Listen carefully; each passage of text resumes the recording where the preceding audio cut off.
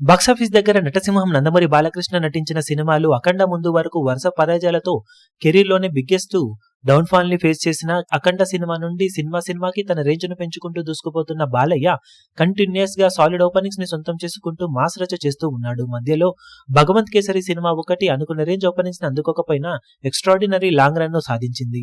ఇక ఇప్పుడు భారీ హైప్ నడుమ వచ్చిన అఖండ 2 సినిమాకు కొన్ని అవరోధాలు ఎదురైనా కానీ ఉన్నంతలో మంచి ఓపెనింగ్స్ ని మొదటి రోజు ఈ సినిమా సాధించింది.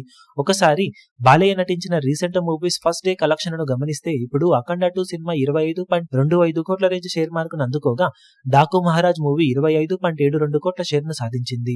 భగవంత్ కేసరి 14.36 కోట్ల రేంజ్ లో షేర్ అందుకుంటే వీరసింహారెడ్డి 25.35 కోట్ల షేర్ మార్కును అందుకుంది.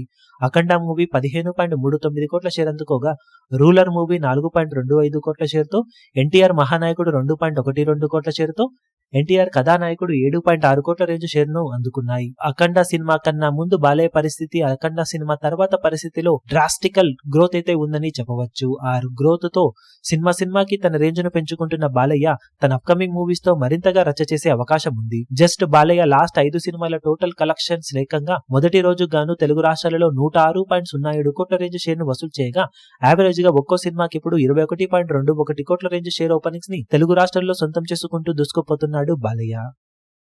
ఈ వీడియో మీకు నచ్చినట్లయితే లైక్ చేయండి, షేర్ చేయండి, ఛానల్ ను సబ్స్క్రైబ్ చేయడం మాత్రం మరవకండి. ఏ చిన్న అప్డేట్ ను మిస్ అవ్వకూడదు అనుకుంటే బెల్ ఐకాన్ ను ప్రెస్ చేయండి.